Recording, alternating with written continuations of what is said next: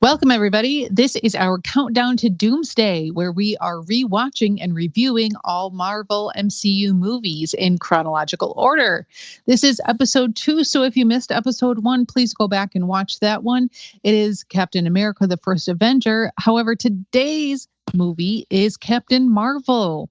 Captain Marvel came out in 2019. It is set, however, in 1995. Now, Captain Marvel follows the story of Carol Danvers, a Kree warrior who discovers she was formerly a U.S. Air Force pilot.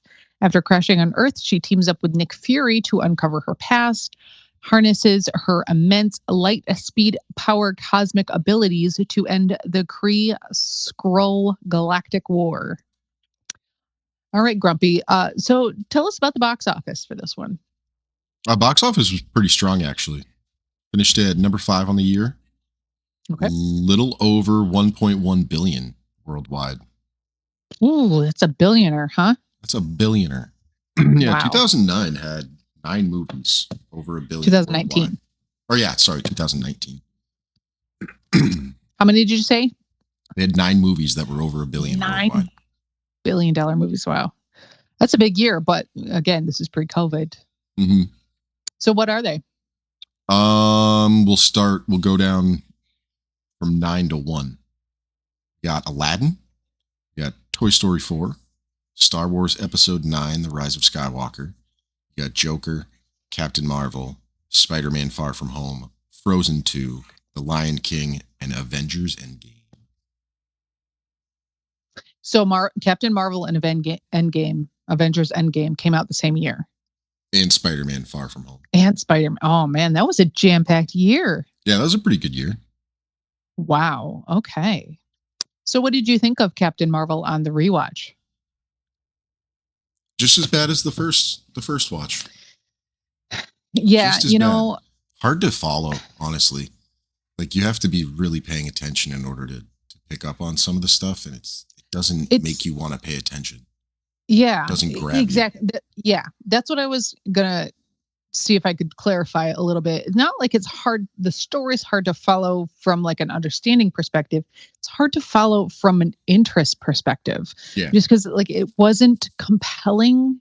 The story was very flat. The characters were flat. Captain Marvel does have an interesting story, but it was just kind of overshadowed by just like the kind of tough girl attitude almost, which I'm just not a fan of. I think it kind of hollows out the female character just to make her tough and angry instead of dynamic and compelling. And I don't know that that's Brie Larson's fault. I'm sure that to a certain extent, that's probably the direction she was given, to try and be fair to her. 'Cause she's not a bad actress. She's good. She we watched her in that movie Room or Room or whatever. That was a good movie. She's a good actress. So I think the direction she was given was probably not very fair to her. Well, the skills writers, and abilities. it was 2 female writers? Anna Boden and Geneva Robertson. Okay. I've never heard of either of those women, but we got Nicole Perlman, Meg LaFave, Anna Boden. All story by Ryan Fleck is the sole male. Okay, well, think Well, we can't assume. Let's not assume things. Okay. But I think this is the danger of trying to write strong female characters is you try and write a strong female character instead of just writing a strong character. And like I had brought this up before in the It's Always Sunny universe, where the actress, who plays Dee, she said to the guys that she, after season 1, she really wasn't happy with her character because she was kind of just a wet blanket and wasn't really interested in pursuing that character. And they said, we're sorry, but, we've never written for women before or female characters. We don't really know how to write for a woman. And she's just like, Well, just write funny stuff. Not, I'll make it, female. I'll make it, into what it needs to be. Just give me, the decent storylines, give me the decent material, give me the decent jokes, and I'll make it that way. So I think there's a little bit of a danger in trying to write something that seems female. Just write a compelling story, like just Yeah, write a compelling character, and and that's the and thing. don't worry. You got to write the character. You Right, don't right. you don't And just willy nilly and her well and go as her you please. gender Really. being part of her character identity isn't compelling, because that's part of everyone's character identity is either male or female. So having something, like a biological trait be part of her character is just not compelling, because that Mm-hmm. doesn't tell us anything about who she is. That kind of just tells you she's a woman. Yep. Well, we already know that. That doesn't really say Yeah. anything about her character. It tells us about her character. Tell us about who she is as a person, how she deals with conflict and stress and anger and excitement and resentment. And, all those things are what makes a character, not their gender. So, like, building your character around a gender is just kind of lazy, and it doesn't make for compelling storytelling. So And that's another thing why I think the box office was so high, was because this was the first movie after Stan Lee passed. Stanley. So Stanley, what a manly legend. Stan Lee was a legend, and I love all the yeah. little Easter eggs. Like, I love we like Mm-hmm. it's like I almost forgot that we used to get Easter eggs of Stan Lee Yeah. when we were rewatching Captain America, and it was just like a fun little treasure just to come across. We're like, oh, but yeah, that was certainly. I don't know. I wonder if that had anything to do with Marvel phases 4 and 5 kind of falling off. Was it because Stan Lee just was completely Yeah. out of the picture? And, I wonder how involved he like, was. I don't Projects. know if he was super involved. I just think, like, maybe they were trying to be more honest while he was still around. And then after he passed, they were just like, Oh, we fair don't care if game. we we'll destroy any legacy we want in the name of wokeness. Yep. Um, but I mean, just, it, this is we're so disappointed when we realized we had to watch Captain Marvel so early, because, like, we both remembered this was just not an interesting movie. um some interesting things happened in the movie, but, like, the movie overall wasn't a very interesting story, and it was a struggle to keep my attention away from checking what time it was and how much left time we had left on the movie, and actually just watching the movie, which I didn't find myself doing rewatching Captain America. Um, but just Steve Rogers makes for such a compelling character, as opposed to Captain Marvel. She's so one dimensional compared to Oh yeah, Steve for Rogers. sure. Like, Steve Rogers is like the ultimate hero's journey. It's like it. I mean, the movie's not perfect, but it's Right. really, really freaking good. And this was just basic. It felt like these writers probably didn't have a whole lot of other writing credits under their belt, or if they were, they weren't the movies you remember, the movies that, like, you wake up in the morning and you're like, oh yeah, that movie's crazy, and like wake up thinking about that movie you watched that one time. It's just not what this was. But yeah, you said you had a couple fun facts about this one. Yeah. So Captain Marvel is actually a DC character. You know that? Originally a Captain DC Marvel. character. No. So back in there's a whole bunch of suing Suing. and all that going on. So Fawcett Comics came out with a Captain Marvel.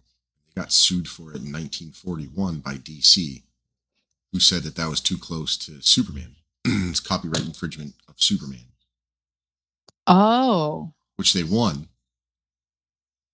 And then Fawcett did have his trademark for Captain Marvel, but that fell into limbo after a decade of disuse. Hmm. Okay. So then MF Enterprises tried to introduce their own Captain Marvel in 1966. And then in response, basically Marvel Comics introduced their own Captain Marvel, which that was like the Marvel, Captain Marvel. Okay. Yes.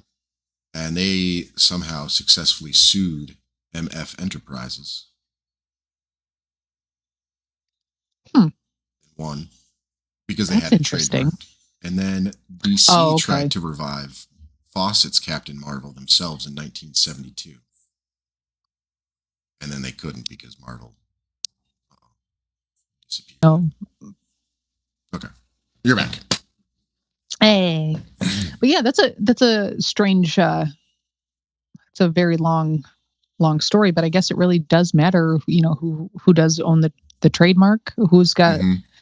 the money to present the better story in court is probably going to win.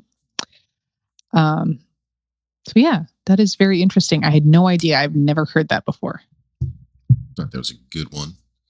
That is a good Did you little see Easter Nick egg. Fury's license? Did you see his birthday? No, It's pretty bad. I don't know why I like this like so what much. in the car when he pulls out his? Yeah. Is that It's what July when they show 4th, it? 1950. He's Boom. born on the That's 4th of awesome. July. That is, yeah, that's good. Something I just thought of too. Oh, yeah. So, one thing that I guess the original comics, Carol Danvers was a huge alcoholic. Really? Yeah. But they couldn't do that. They couldn't have her be that because that would be demeaning towards her. I think. That's her character. Well, yeah, Just make and a I woman just look bad. well, there are women who deal with that with alcoholism. So, like, Mm-hmm. and even if you're not a woman who deals with alcoholism, you might have a friend who deals with alcoholism. So, like, and that's Everyone something knows that, someone. yeah, that is something that is so relatable, and you can just identify with that. Like, if they were trying to get like a more, you know, kid friendly audience, which I know to a certain extent, MCU movies, they wanted the family aspect of it, but they're not really geared towards children. They're, kind of geared towards adults that might have children who, are old enough to see stuff like that. But like, I guess if it was like a kids movie, I could understand why you'd maybe take the alcoholism angle out of it. But like, Right. that makes her relatable. Like you didn't, being, but they also, I mean, they didn't take it out of Thor.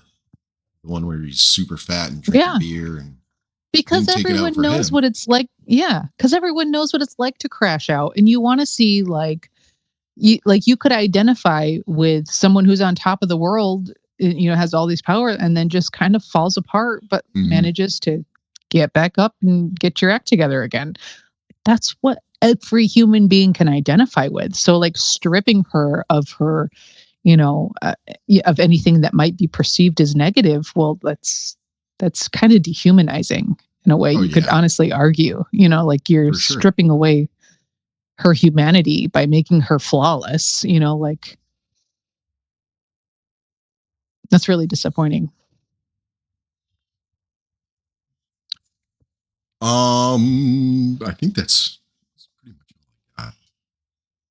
So, I mean, yeah, this so we've got a running tally, or a running series of, what's the word I'm looking for?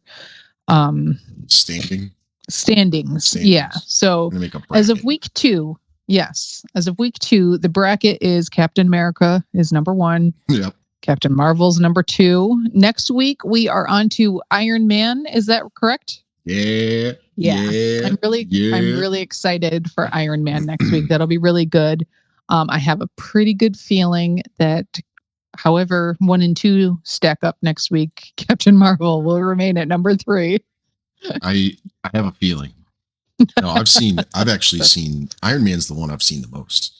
It used to be on FX all the time, so I would it's the only thing on TV.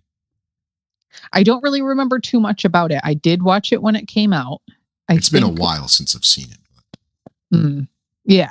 I think I've seen it only once Nice. when it first came out.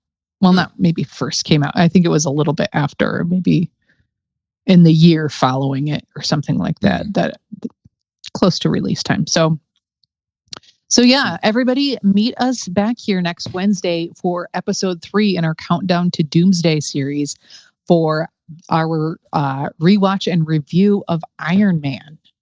Ish. It's gonna be a good time.